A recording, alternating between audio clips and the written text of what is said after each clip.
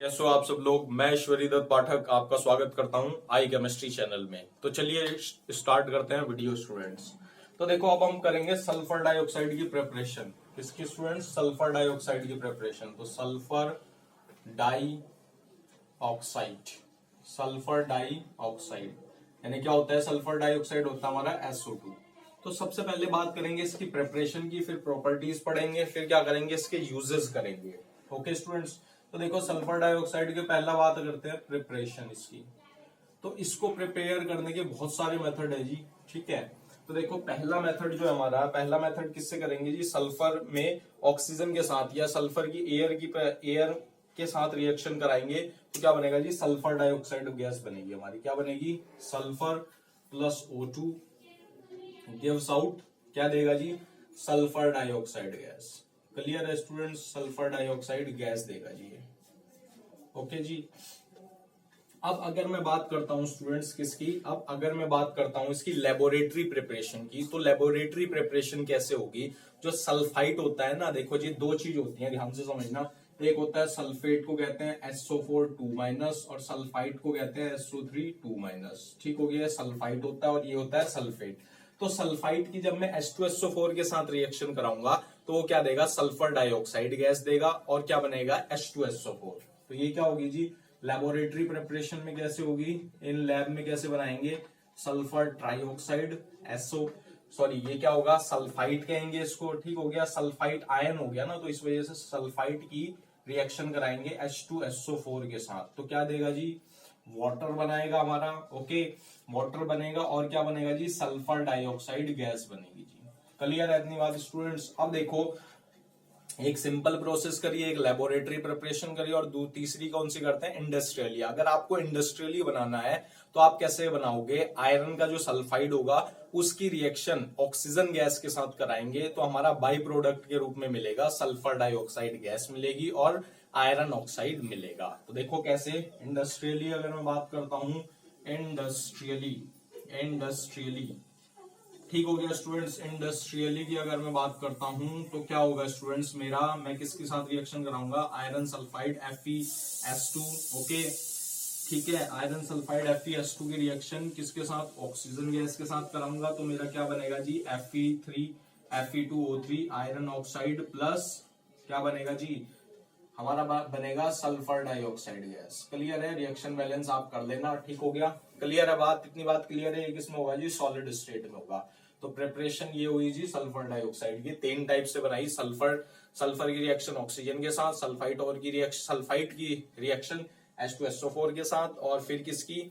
Iron sulphide की reaction oxygen के साथ आयरन ऑक्साइड बनेगा प्लस क्या बनेगी? सल्फर डाइऑक्साइड गैस बनेगी। क्लियर है बात? अब देखो बात करते हैं, अगर मैं प्रॉपर्टीज की बात करता हूं स्टूडेंट्स, इसकी प्रॉपर्टीज ओके जी। प्रॉपर्टीज की अगर मैं बात करता हूं तो सल्फर डाइऑक्साइड क्या है जी? एक क्या है? कलरलेस गैस है। ठीक हो गया? विद पंजेंट स्मेल होती है, बहुत तिखी स्मेल होती है। क्या है? कलरलेस गैस है। कलरलेस गैस है जी। ठीक है? क्या होती है? पंजेंट स्मेल होती है। पंजेंट स्मेल होती है। ओके, और पंजेंट स्मेल होती है जी। क्लियर है इतनी बात? अब देखो जो सल्फर डाइऑक्साइड है ना हमारी, वो किसकी, वो क्या होती है? वो ना हाईली सोल्यूबल होती है इन वाटर। वाटर में ना हाईली सोल्यूबल होती है। ओके, और वाटर के साथ रिएक्शन करके वो क्या देती है? सल्फ्यूरस एसिड देती है। क्या देती है स्टूडेंट? Sulphurous acid. ठीक हो गया? अभी जब सल्फर के हम ऑक्सो एसिड्स पढ़ेंगे तब आपको बिल्कुल क्लियर हो जाएगा sulphuric acid, sulphurous acid, sulphuric acid क्या होता है। तो क्या होती है? It is highly soluble in, किसमें सोल्यूबल होती है जी? Highly soluble in water. ठीक है? तो क्या करती है जी ये? ध्यान से देखो स्टूडेंट्स, सल्फर डाइऑक्साइड गैस की अगर मैं रिएक्शन कराऊंगा जी वाटर लिक्विड के साथ, किसके साथ? वाटर लिक्विड के साथ, तो ये क्या देती है जी? सल्फ्यूरस एसिड देती है। H2SO3 देती है जी। क्लियर है बात? सल्फ्यूरस एसिड देगी और क्या बनाएगा जी? ये बनाता है। तो ये क्या होती है? तो इस वजह से ये क्या होती है? एसिडिक इन नेचर भी हो जाती है। मैंने आपको लास्ट टाइम बताया था ना जब ऑक्साइड्स बता रहा था, तो क्या होते हैं? मैंने आपको बताया था जो भी नॉन मेटल के ऑक्साइड्स होते हैं वो are in general in acidic in nature होते हैं, because when it reacts with water it gives acid, that's why it is acidic oxide. Clear है जी बात? ओके, अब देखो अगर मैं बात करता हूं, ये एक as a strong reducing agent की तरह बिहेव करती है। किसकी तरह बिहेव करती है? रिड्यूसिंग एजेंट की तरह भी बिहेव करती है जी। क्लियर है बात? रिड्यूसिंग एजेंट की तरह भी बिहेव करती है, रिड्यूसिंग एजेंट भी है। अब ये क्या करती है? आयरन 3 को रिड्यूसिंग एजेंट समझो पहले होता क्या है। रिड्यूसिंग एजेंट होता है जी Ra। रिड्यूसिंग एजेंट होता है, क्या करता है? जो दूसरों को रिड्यूस कर दे। रिड्यूस समझ लो, यानी इलेक्ट्रॉन्स का ऐड करना, ठीक हो गया, और खुद का ऑक्सीडेशन करे, उसको कहते हैं रिड्यूसिंग एजेंट। तो क्या होती है? रिड्यूसिंग एजेंट होती है ये tendency to oxidize itself, oxidize itself. Clear है बात? अब देखो जी क्या होता है, ये क्या करता है? आयरन 3 को आयरन 2 में कन्वर्ट कर देता है और खुद सल्फेट आयन में कन्वर्ट हो जाता है। और जो MnO4 माइनस होता है ना, इन्हें पोटेशियम परमैंगनेट किस कलर में होता है? वॉयलेट कलर में होता है जी। तो उसको भी डी कलराइज कर देता है। क्लियर है बात? ओके जी। किसमें? MnO4 माइनस को Mn2 प्लस में कन्वर्ट कर देता है। देखो जी Fe3 प्लस आयन को किस में कन्वर्ट कर देगा जी? सल्फर डाइऑक्साइड गैस की रिएक्शन करवाएंगे, वाटर की प्रेजेंस होगी जी। क्लियर है? समझ में आ रही है बात? Fe2 प्लस में कन्वर्ट कर देगा। ये क्या है? एक्वस। ये क्या है? एक्वस।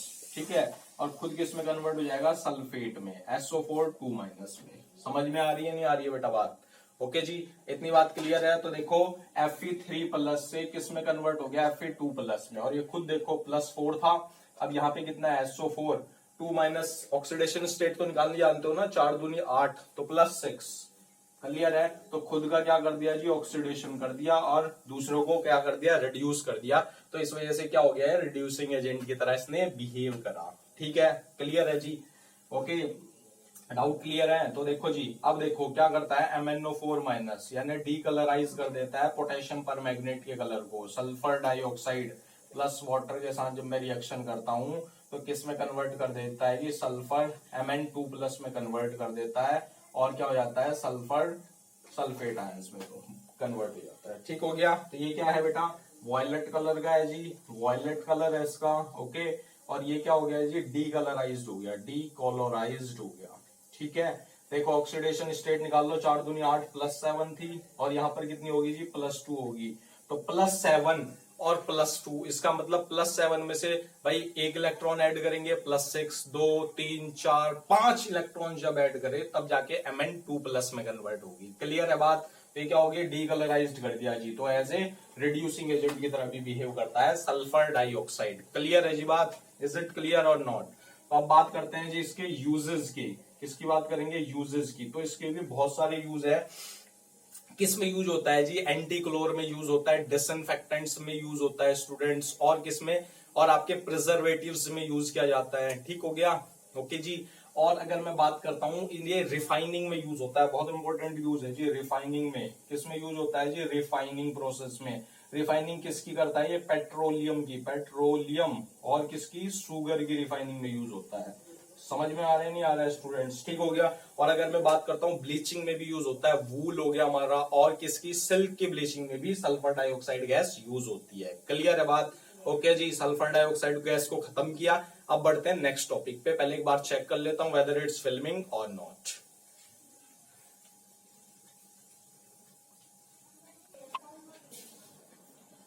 हाँ तो जी ऑल इज ओके। अब बात करते हैं ऑक्सो एसिड्स ऑफ सल्फर। ठीक हो गया? सल्फर के ऑक्सो एसिड्स की बात करेंगे, फिर उसमें मोस्ट इंपोर्टेंट प्रोसेस पढ़ेंगे कॉन्टैक्ट प्रोसेस से किसका प्रिपरेशन पर किसका प्रोडक्शन पढ़ेंगे जी? H2SO4 का। तो इसको रब करते हैं स्टूडेंट्स। ठीक है, तो टॉपिक हमारा हो जाएगा जी ऑक्सो एसिड्स ऑफ सल्फर। किसके? ऑक्सो एसिड होंगे सल्फर के। ठीक है, समझ में आ रहा है स्टूडेंट्स बात? डाउट? कोई डाउट तो नहीं है? अब देखो जी, इसकी बात करते हैं हम सल्फर डाइऑक्साइड, क्या? Oxo acids of sulphur, oxo acids of sulphur जी। तो देखो जी, ऑक्सो एसिड्स बड़े आराम से पढ़ेंगे जी, कोई जल्दी नहीं है। Oxo acids of sulphur, sulphur के ऑक्सो एसिड्स पढ़ेंगे जी। तो देखो जी, सल्फर जो है ना, एक तो एलोट्रॉप्स में मिलता है, आपको पता ही है, सल्फर PHU सल्फर। ठीक है जी, सल्फर। एक आपको पता है जी एलोट्रॉप्स होता है दुनिया भर के सल्फर के। ठीक हो गया? इंपॉर्टेंट मैंने आपके साथ डिस्कस कर रहे थे अल्फा सल्फर और बीटा सल्फर। अल्फा सल्फर को क्या बोलते हैं जी? Yellow rhombo yellow rhombic. ठीक हो गया? और बीटा को क्या बोलते हैं? मोनोक्लिनिक। ठीक है, तो देखो न्यूमेरस टाइप के ऑक्सो एसिड्स मिलते हैं सल्फर के। तो देखो कुछ डिस्कस कर लेते हैं आपके साथ, कुछ मैं एग्जांपल्स लिख देता हूं जी। H2SO4 हो गया जी, ठीक है। H2SO3 हो गया, ये sulphuric acid, sulphurous acid. H2SO5 हो गया जी, क्लियर है बात। H2S2, H2SO3 हो, H2S2O, H2SO2 हो गया, ठीक हो गया। ओके, H2S2O8 हो गया जी, क्लियर है। H2S2O7 हो गया, ठीक हो गया। तो न्यूमेरस टाइप्स के मिलेंगे, ठीक हो गया। बट जो इंपॉर्टेंट है और जो कॉमन है वो मैं आपके साथ यहाँ लिख देता हूं, ठीक हो गया। उनका डायग्राम बना देता हूं, वो आप याद कर लेना, इंपॉर्टेंट है वो, ठीक है। तो अब बात करते हैं, सबसे पहले H2SO3 की बात कर देता हूं मैं, यानी सल्फ्यूरस एसिड। तो क्या होगा स्टूडेंट्स, सल्फ्यूरस एसिड का क्या फॉर्मूला होगा, हमारा फॉर्मूला होता है जी, क्या होता है जी, H2SO3, ठीक हो गया। देखो हाइड्रोजन कितना है, सॉरी ये यहाँ पर क्या होगा, सिंगल बॉन्ड होगा जी, क्या होगा, सिंगल बॉन्ड होगा। तो देखो स्टूडेंट्स H2SO3, ठीक हो गया, लोन पेयर होगा क्योंकि वैलेंस शेल में 6 इलेक्ट्रॉन्स होते हैं। तो देखो 1 2 3 4 फिर 5 6, क्लियर है बात। तो ये क्या हो गया, H2SO3, इसका नाम है जी सल्फ्यूरस एसिड। क्या है जी, सल्फ्यूरस एसिड, क्लियर है बात, समझ रहे हो बात। ओके जी, अब बात करते हैं, नेक्स्ट बात करता हूं मैं सल्फ्यूरिक एसिड की। तो सल्फ्यूरिक एसिड का क्या फॉर्मूला होगा जी, क्या होगा जी, ये होगा जी, क्लियर है बात, सल्फ्यूरिक एसिड जी, समझ रहे हो बात आप। यानी देखो क्या होगा, H2SO4 होता है ना, H2SO4 होता है जी सल्फ्यूरिक एसिड। तो देखो H2SO4 1 2 3 4, ठीक हो गया। H2SO4 इसका नाम क्या हो गया जी, सल्फ्यूरिक एसिड। क्या है जी, सल्फ्यूरिक एसिड, बोलो रे, इज इट क्लियर और नॉट। ठीक है, अब बात करते हैं पर ऑक्सो डाइसल्फ्यूरिक एसिड। तो उसका क्या हो जाएगा जी, S डबल बॉन्ड होगा, ठीक है, समझ लो बात। ये हो जाएगा, ये ऑक्सीजन, फिर ये ऑक्सीजन, फिर ये सल्फर, फिर ये, समझ रहे हो बात। ओके स्टूडेंट्स, देखो जी H2S2 ऑक्सीजन गिन लो, 1 2 3 4 5 6 7 और ये 8वां ऑक्सीजन, क्लियर है बात। 1 2 3 4 5 6 7 8, ये ज्यादा हो गई जी, 1 मिनट हो जाओ। देखो जी ध्यान से समझो जी, 1 2 3 4 5 6 7 8, ठीक है, बात क्लियर है। तो देखो H2S2O8, इसको क्या बोलेंगे जी, पर ऑक्सो डाइसल्फ्यूरिक एसिड, क्लियर है बात। पर ऑक्सो डाइसल्फ्यूरिक एसिड भी बोलते हैं जी। इसका नाम, दूसरा नाम बताओ जी, मार्शल एसिड, कॉमन नेम है जी, याद रखना है आपको, मार्शल्स एसिड, क्लियर है बात, कोई डाउट तो नहीं है। अब देखो पर ऑक्सो का मतलब होता है ऑक्सीजन की लिंकेज। क्या होता है जी, पर ऑक्सो का मतलब होता है ऑक्सीजन की अगर लिंकेज हो तो वो कहलाता है पर ऑक्सो। तो देखो डाइसल्फ्यूरिक एसिड समझ गए हो ना, यहाँ पर मैं H लगाऊंगा, यहाँ पर H लगाऊंगा, तो ये यही बन जाएगा। तो डाइसल्फ्यूरिक मतलब सल्फर के दो एटम है और परऑक्सो लिंकेज है, इसलिए इसको परऑक्सो डाइसल्फ्यूरिक एसिड भी बोलते हैं। और तीसरा फोर्थ वाला है जो मोस्ट कॉमन और इंपॉर्टेंट है, उसका नाम है जी ओलियम। उसका फॉर्मूला क्या होता है, H2S2O7। तो ये कैसे होगा जी, S डबल बॉन्ड O, ये डबल बॉन्ड OH, ठीक हो गया, ये O, ये सल्फर, ये क्लियर है बात। अब देखो गिनो जी, H2 है, सल्फर 2 है, ऑक्सीजन गिनो 1 2 3 4 5 6 7, H2S2O7, क्या नाम है जी, ओलियम। क्या जी, ओलियम, क्लियर है बात। दूसरा नाम कॉमन नेम, ये तो कॉमन नेम हो गया जी। अब देखो पायरोसल्फ्यूरिक एसिड भी बोलते हैं इसको, पायरोसल्फ्यूरिक एसिड भी बोला जाता है जी, क्लियर है बात, पायरोसल्फ्यूरिक एसिड। चलो जी, इतनी बात क्लियर है। तो ये इंपॉर्टेंट वन मैंने आपके साथ डिस्कस कर लिया, इनको आपको याद करना है, ठीक हो गया। ओके स्टूडेंट्स, अब बात करते हैं जो इंपॉर्टेंट है उसकी प्रिपरेशन की बात करेंगे, सल्फ्यूरिक एसिड। किसकी जी, सल्फ्यूरिक एसिड, क्लियर है बात, सल्फ्यूरिक एसिड। तो सल्फ्यूरिक एसिड क्या है, एक बहुत इंपॉर्टेंट केमिकल है जी, बहुत इंपॉर्टेंट केमिकल है, वर्ल्ड वाइड में is the most important chemical है, ठीक हो गया। H2SO4 क्या होता है, इसका फॉर्मूला होता है जी, H2SO4 होता है, world wide is the best chemical, ठीक हो गया। ओके जी, बहुत इंपॉर्टेंट केमिकल है। अब बात कर लेते हैं मैन्युफैक्चरिंग की, मैन्युफैक्चरिंग या प्रिपरेशन। देखो जी, प्रिपरेशन अब देखो जी बहुत इंपॉर्टेंट प्रोसेस आती है इसकी, कॉन्टेक्ट प्रोसेस से ये बनाया जाता है इंडस्ट्रियली अमाउंट में, इंडस्ट्रियल प्रोसेस मतलब कमर्शियली लेवल पर। ये किससे बनाया जाता है जी? कॉन्टेक्ट प्रोसेस से बनाया जाता है। अब समझो कॉन्टेक्ट प्रोसेस होती है 3 स्टेप्स में। ठीक है जी स्टूडेंट्स, क्लियर है? कोई डाउट तो नहीं है? ठीक है, तो तीन स्टेप्स में क्लियर होती है कौन सी? Contact process. पहले स्टेप में क्या होती है? सल्फर के ओर में ऑक्सीजन के साथ रिएक्शन कराई जाती है। ठीक हो गया, तो क्या बनता है? सल्फर डाइऑक्साइड गैस बनती है। क्लियर है बात? अब सल्फर डाइऑक्साइड का ऑक्सीडेशन कराया जाता है in the presence of divanadium pentoxide, तो क्या बनता है? सल्फर ट्राइऑक्साइड गैस बनती है। ओके जी, क्लियर है बात? अब ये जो सल्फर डाइऑक्साइड गैस होती है ना, ये क्या होती है जी? आपकी एक तो इक्विलिब्रियम रिएक्शन होती है और क्या होती है जी? डेल्टा एच, मतलब इज ए एक्सोथर्मिक प्रोसेस होती है। तो एक्सोथर्मिक प्रोसेस पे हाई प्रेशर फेवर्ड किया जाता है, जो लीचेटलियर प्रिंसिपल लगता है। हाई प्रेशर पर फेवर होती है, लो टेम्परेचर हाई प्रेशर पर। क्लियर है बात? अब देखो फिर लास्ट में क्या करते हैं? उस सल्फर ट्राइऑक्साइड गैस का क्या करते हैं? थर्ड स्टेप में एब्जॉर्प्शन किया जाता है कंसंट्रेटेड H2SO4 के साथ। फिर क्या बन जाता है जी? ओलियम बन जाता है। ठीक हो गया, फिर ओलियम में पानी डालते हैं तो H2SO4 हमारा जनरेट हो जाता है। क्लियर है? बात समझ रहे हो? ठीक हो गया, तो देखो प्रिपरेशन करते हैं जी H2SO4 की। इसको रब कर दो जी। ओके जी, तो देखो जी इसकी प्रिपरेशन हो गया हमारा, प्रिपरेशन करते हैं इसकी। ठीक है जी, बात क्लियर है? समझ लो बात? तो देखो जी क्या है प्रिपरेशन का, क्या है जी? पहले स्टेप में क्या करा? सल्फर की रिएक्शन करवाई जी ऑक्सीजन के साथ, क्या बना? सल्फर डाइऑक्साइड गैस बना। सेकंड में क्या होगा जी? इस सल्फर डाइऑक्साइड की रिएक्शन कराएंगे ऑक्सीजन के साथ, तो क्या बनेगा जी? ध्यान से समझना है आपको। इक्विलिब्रियम रिएक्शन होगी तो क्या बनेगा? 2 times sulphur trioxide, 2 times sulphur trioxide gas बनेगी जी। और delta H, enthalpy of reaction क्या है जी? एंथैल्पी ऑफ रिएक्शन है माइनस का 147 किलोजूल पर मोल। ठीक हो गया, क्लियर है? तो माइनस का साइंस मतलब एक्सोथर्मिक रिएक्शन है, तो low temperature high pressure favour होगा। ओके स्टूडेंट्स, तो या तो आप इसको कह दो या डाइवेनेडियम पेंटाऑक्साइड की एज ए कैटलिस्ट बिहेव करते हैं, डाइवेनेडियम पेंटाऑक्साइड। फिर थर्ड प्रोसेस में क्या करते हैं जी? इस सल्फर ट्राइऑक्साइड गैस में क्या डाल देते हैं? H2SO4, कंसंट्रेटेड H2SO4 का एब्जॉर्प्शन कराया जाता है।